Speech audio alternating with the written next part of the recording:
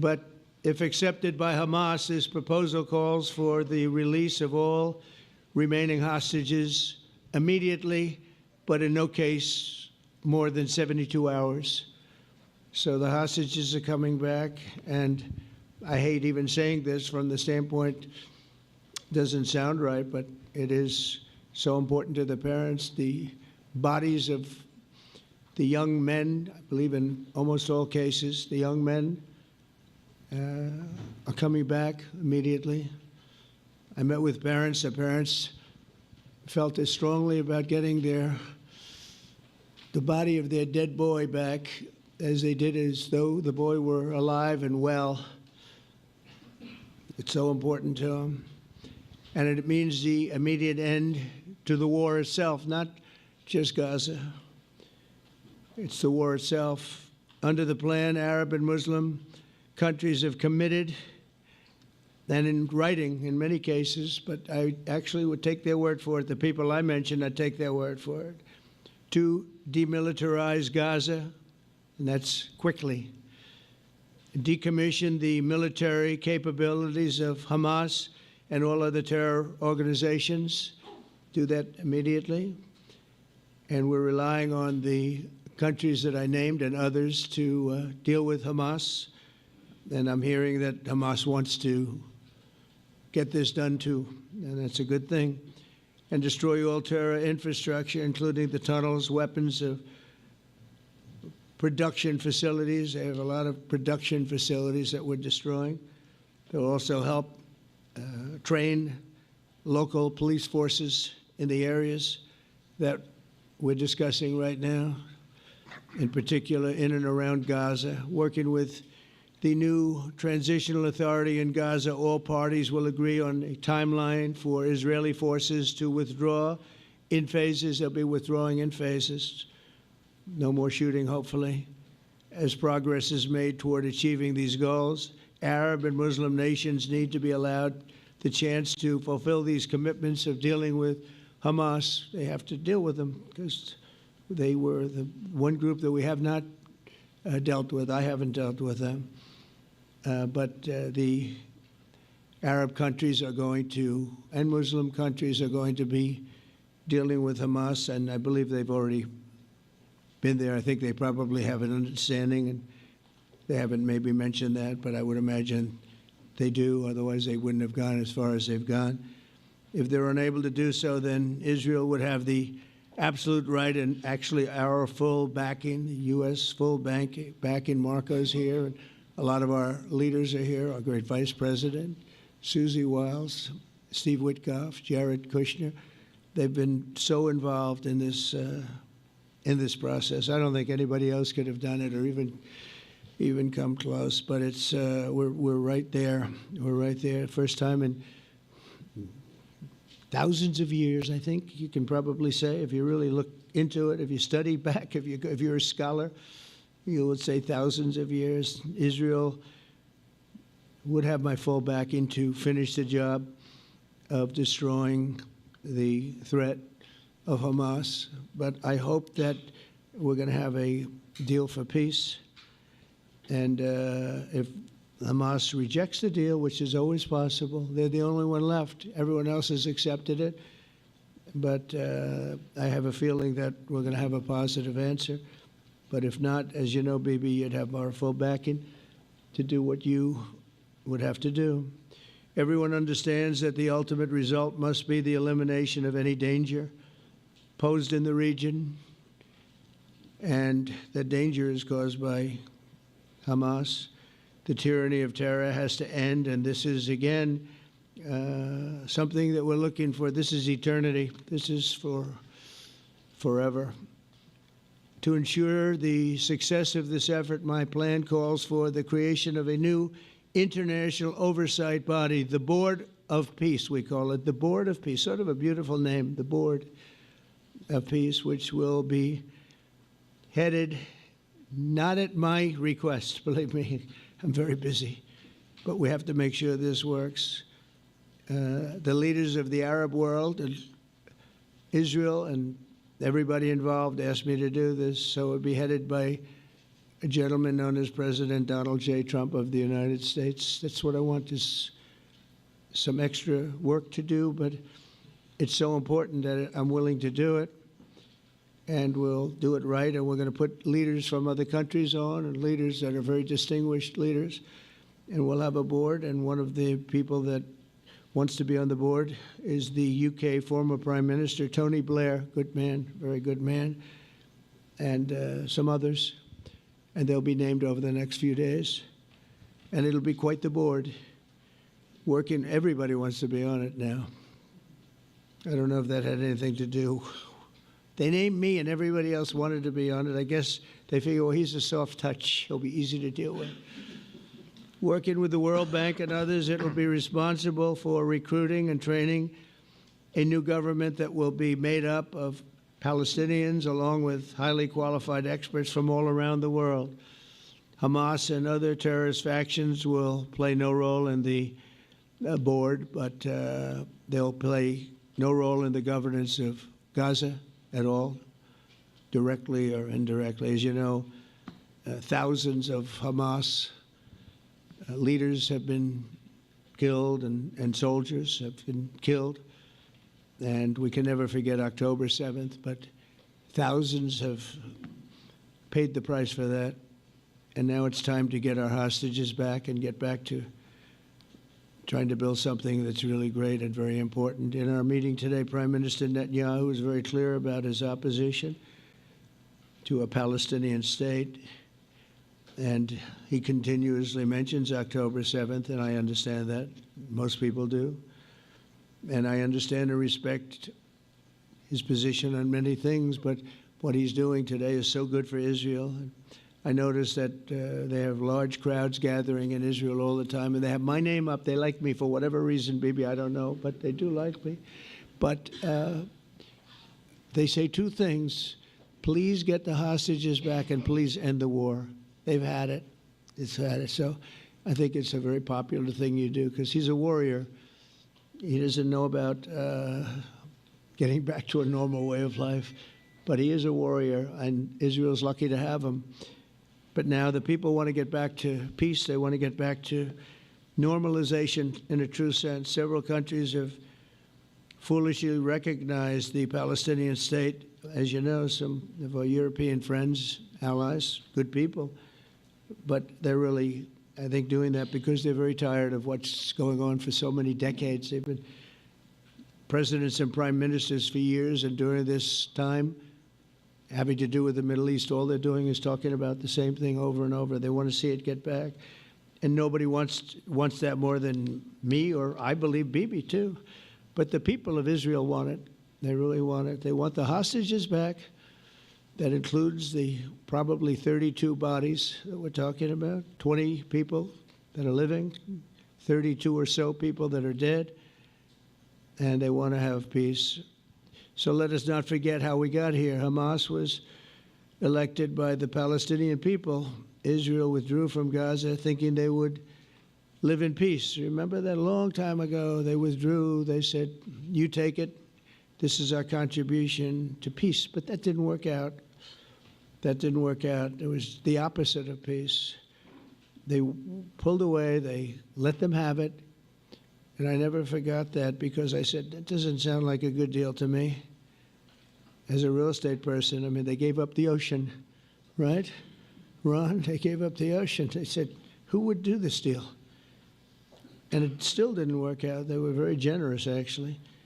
And they gave up the most magnificent piece of land in many ways in the Middle East. And they said, all we want to do now is have peace. And that request was not honored.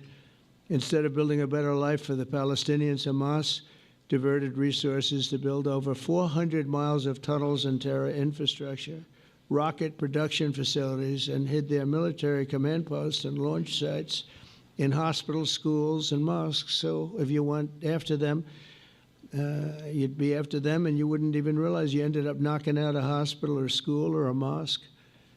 That terrible thing, terrible, terrible way to have to fight. No fight is good, but that's a real bad one. So there are many Palestinians who wish to live in peace. Many. I've seen so many of them.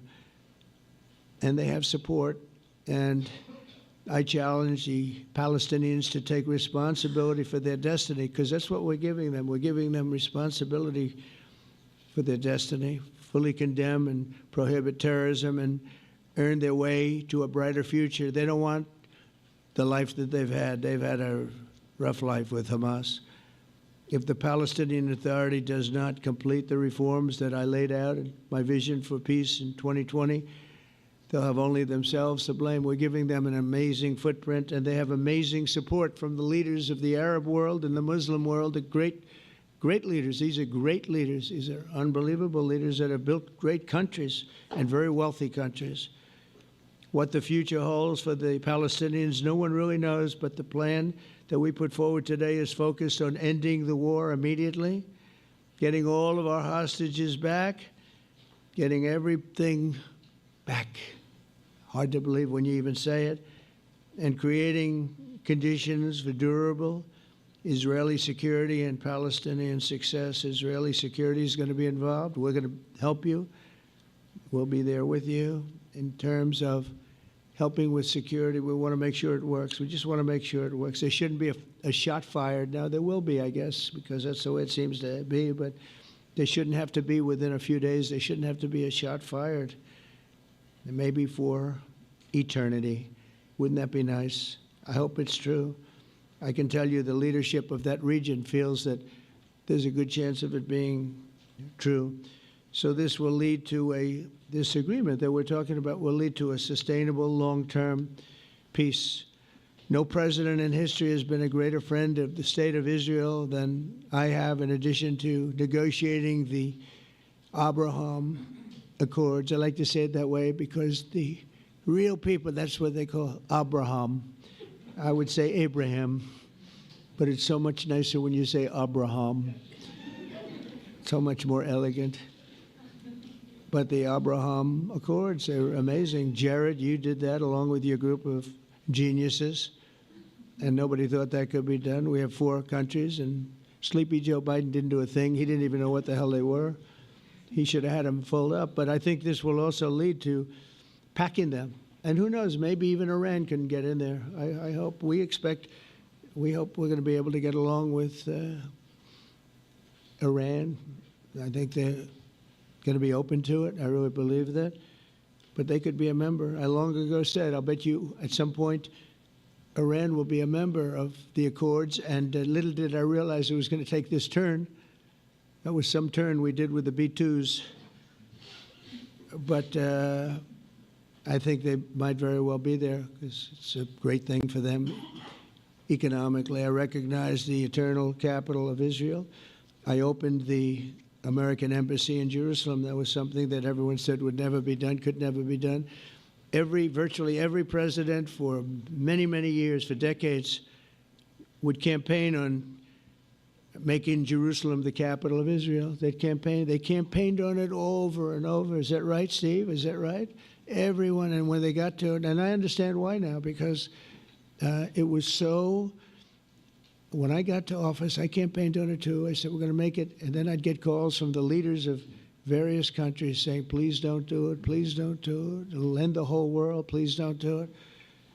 And finally, I just didn't say anything, and I did it. People were calling me before I did it because they heard I was going to do it, and leaders of countries were calling me, and I think it was on a Thursday that I did it, and they'd call me Monday, Tuesday, Wednesday, 3-4 times a day, and I said, tell them I'll call them back on Friday. And I announced it on Thursday, and I called them back, the biggest people in the world, and they said, you've done it. I said, done what? You've made the capital of Israel, Jerusalem, and we wanted to talk yet. I wish you called me a little sooner. Maybe I could have done something about it. So that was a lot easier than getting into an argument, because I knew what they were calling about. And you know what? It turned out to be amazing.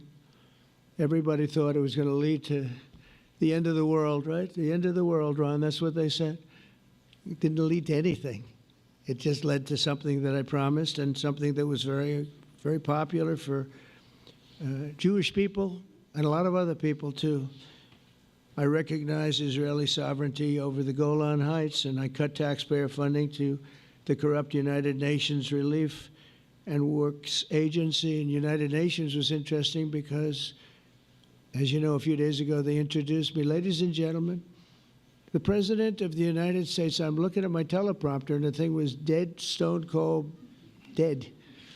The thing's up here. I have a long, beautiful speech to make.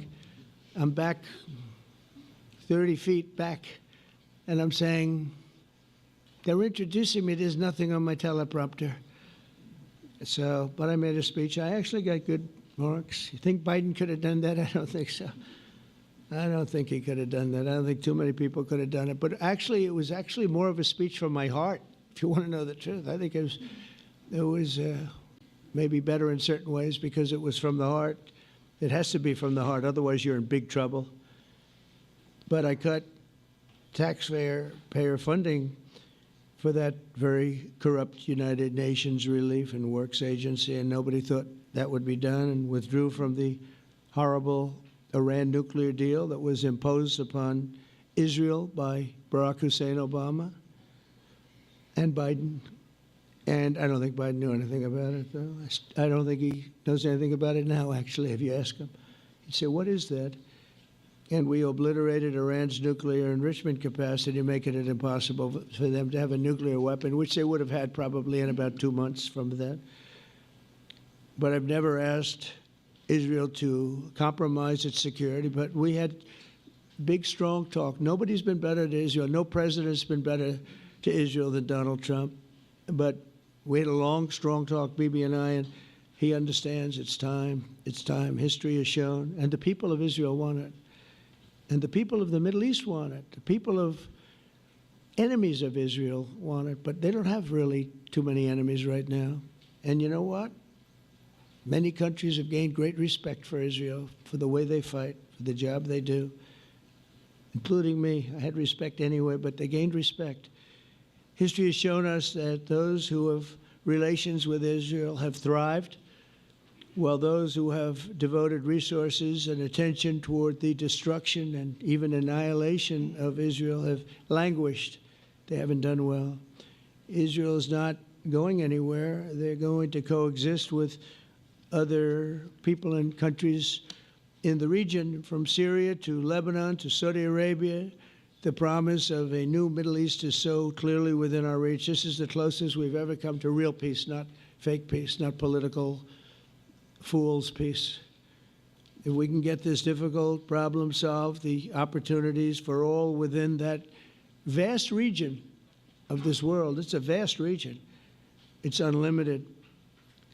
The Abraham Accords show that all countries are better off when they communicate and work together and embrace new opportunities. I hope Jared and Steve and Susie and Marco and JD, we have great people. I hope you guys are going to work very hard to get these other countries in, because now they have no excuse. There's no longer an excuse. They were somewhere hesitant. And I tell you, the 4 countries that went in, I give them tremendous credit, and it's worked out incredibly well for them. In the same spirit, I'm pleased to report that earlier today we took another important step toward greater understanding in the region. A short time ago, we had a historic phone call in the Oval Office with Prime Minister Tani, who's really a great person. So we had a great talk, and I was on the phone, and Bibi was talking. Prime Minister Al-Thani was of Qatar. They really had a heart-to-heart conversation. It was a great conversation, I thought. It was productive. It was everything that you need to have something turn out to be successful. And I want to thank Bibi, and I want to thank the Prime Minister. It was fantastic. We agreed to launch a formal trilateral mechanism between Israel, Qatar, and the United States to begin a dialogue to enhance mutual security, correct misperceptions, and avoid future misgivings. And I want to thank Qatar, its leadership, and the Emir. He's a fantastic person. I think, I'm going to be his public relations man because I know him differently than a lot of people know him. But he wants peace. He wants to see peace. And his people, and they really acknowledge the critical role that they've played as mediator And again, we're not quite finished. We have to get Hamas, but I think they're going to be able to do that. So now it's time for Hamas to accept the terms of the plan that we've put forward today. And again, this is a different Hamas than we were dealing with because I guess over 20,000 have been killed. Their leadership has been killed 3 times over. So you're really dealing with different people than we've been dealing with over the last 4 years, 5 years. Everyone has done their part and come to the table in good faith. Our Arab and Muslim partners are fully prepared to step up and fulfill their commitments for the benefit of the people of Gaza and the entire region. They're willing to step up and do a lot. They really are. There are a lot of good people involved. Everybody who wants to see an end to the violence and destruction should be united in calling for Hamas to accept the extremely fair proposal so that we can end the war and get us back our hostages right now and have everlasting peace. And I look forward to having relationships with everyone. As the chairman of the board, I'll be involved, and we'll have meetings with some very smart people that'll be working over there to make sure that we haven't just been wasting time with an agreement that doesn't get done. The task of building peace will not be easy. There are some of the hardest problems in the world to solve, and that's why it's been going on for so many centuries.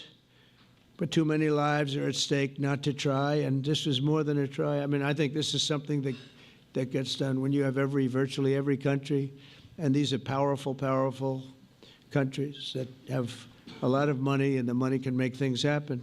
A lot of countries try, and they don't have any money. These are very rich countries that can make things happen.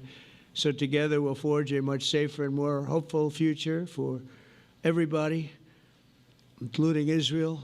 And I want to thank Prime Minister Netanyahu for his partnership. And I want to thank all of the leaders, the kings and the emirs and the presidents and prime ministers, people I mentioned. And they've been absolutely fantastic to work with. And it's just happened very quickly. It's happened from a couple of weeks before I had a couple of meetings, but a couple of weeks before we went to the United Nations, and we had some incredible meetings. It all came to place. It all took place, and everybody wanted to be a part of it. I don't have anybody that's saying we don't want anything to do with it. It's just the opposite. And I'll tell you, a couple of years ago, a year ago, I don't think we would have had this kind of participation, Mr. VP, right? I don't think we would have had. It's been amazing. The participation was 100%. Everybody wants to be a part of it. And everybody, those very strong countries, everybody wants it to work. So, Bibi, congratulations on this. I think this will be your crowning achievement, frankly. If this all works out, we think it will. It's going to be your crowning achievement. And I want to thank you very much for being here. Thank you. Please. Thank you. Thank you. Mr. President, first I want to thank you for graciously hosting me once again in the White House. And second, I want to thank you for your friendship and for your leadership. From Jerusalem to Tehran, from the Golan Heights to Gaza, you've proven time and again what I've said many times. You are the greatest friend that Israel has ever had in the White House. And Mr. President, you and I both know it's not even close.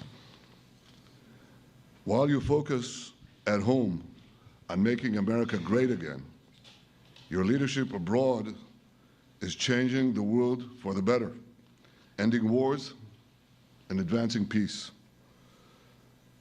I believe that today we're taking a critical step towards both ending the war in Gaza and setting the stage for dramatically advancing peace in the Middle East, and I think beyond the Middle East, in very important Muslim countries.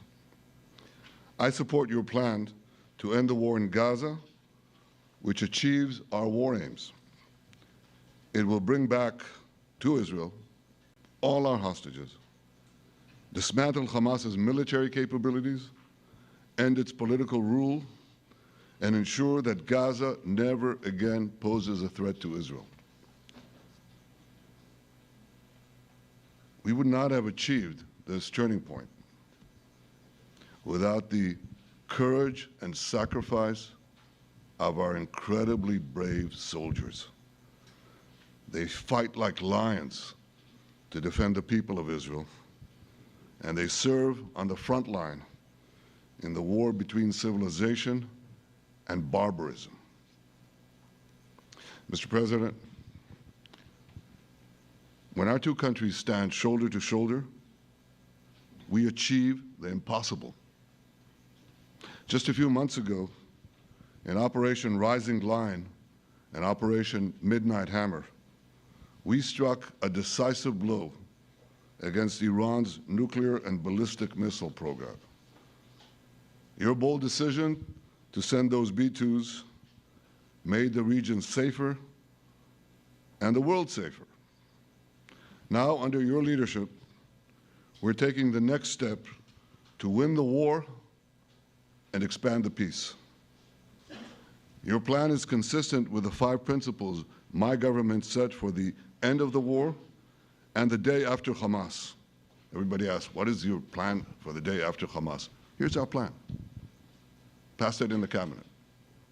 All our hostages, both those who are alive and those who died, all of them will return home immediately. Hamas will be disarmed. Gaza will be demilitarized.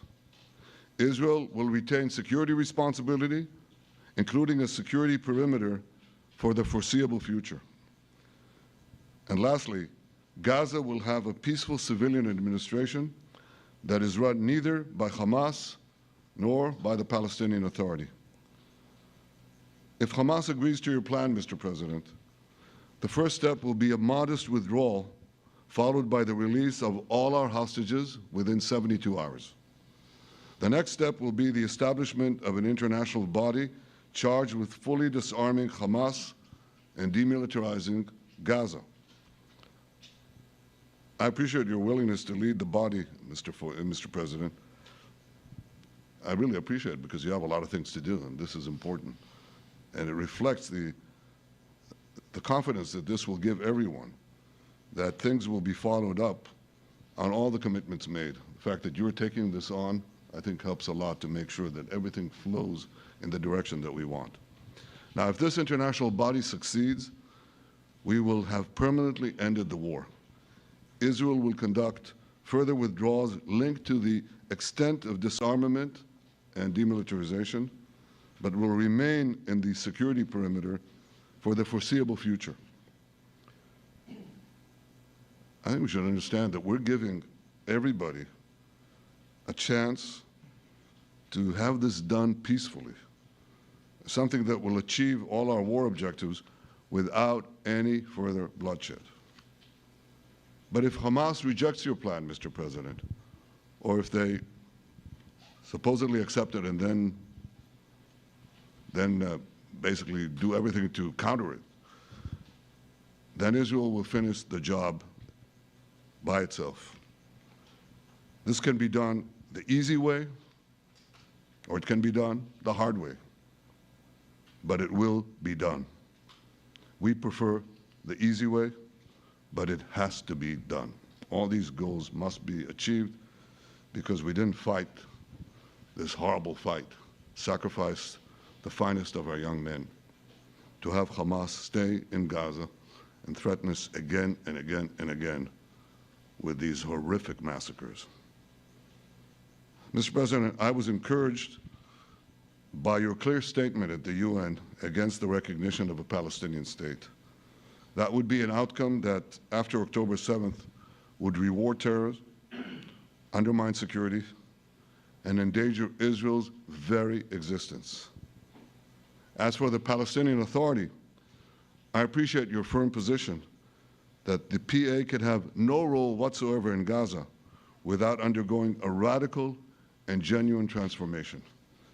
In your 2020 peace plan, which you mentioned just now, you made clear what that transformation requires. It's not lip service. It's not checking a box. It's a fundamental, genuine, and enduring transformation. And that means ending pay to slay, changing the poisonous textbooks that teach hatred to Jews, to Palestinian children, stopping incitement in the media, ending lawfare against Israel at the ICC, the ICJ, recognizing the Jewish state, and many, many other reforms. It won't come as a surprise to you that the vast majority of Israelis have no faith that the PA Leopard will change its spots. But rather than wait for this miraculous transformation, your plan provides a practical and realistic path forward for Gaza in the coming years, in which Gaza will be administered neither by Hamas nor the Palestinian Authority, but by those committed to a genuine peace with Israel. I think this can be not only a new beginning for Gaza, I think it can be a new beginning for the entire region. Under your leadership, we can re-energize, well, I've got to contribute my own, we can re-energize the Abraham Accords. That's what it's called in the original Hebrew, Abraham. Abraham is fine, Abraham, however you want to call it. Under your leadership, Mr. President, we can re-energize the Abraham Accords that we forged 5 years ago. We can expand them to many more Arab and Muslim nations that choose moderation over extremism. I think there's an opportunity here. It's not going to be easy, it's tough going, but I think if we succeed, you're absolutely right. We're going to open possibilities that nobody even dreamed of. But I think we dream of them. As you've told me, Mr. President, and you've told the world many, many times, you said, remember October 7th. Remember October 7th. And we do. We will never forget the horrors of October 7th, and we will do whatever is necessary to make sure they don't happen again. Since October 7th, Israel's enemies have learned a hard truth. Those who attack us pay a heavy price, but those who partner with us advance progress and security for their peoples. President Trump just said it. It's also in the Bible. It says, those who will bless you will be blessed, and those who will curse you will be cursed. And that's actually what is happening. We want the blessings. I think we've done a lot in the past 2 years to end the curse. We're not finished, but we've done a lot. And we've done a lot together to end the curse. I want to thank your entire team for their efforts to get to this point. I especially want to thank Steve Witkoff and Jared Kushner for their indefatigable work to bring Israel and Arab states in the region closer together. I am deeply grateful to both of them for their work. We had a phone call today just to make it clear. I said to the Prime Minister of Qatar, Israel was targeting terrorists, wasn't targeting Qatar. And of course, we regretted the loss of the Qatari citizen. It wasn't our target.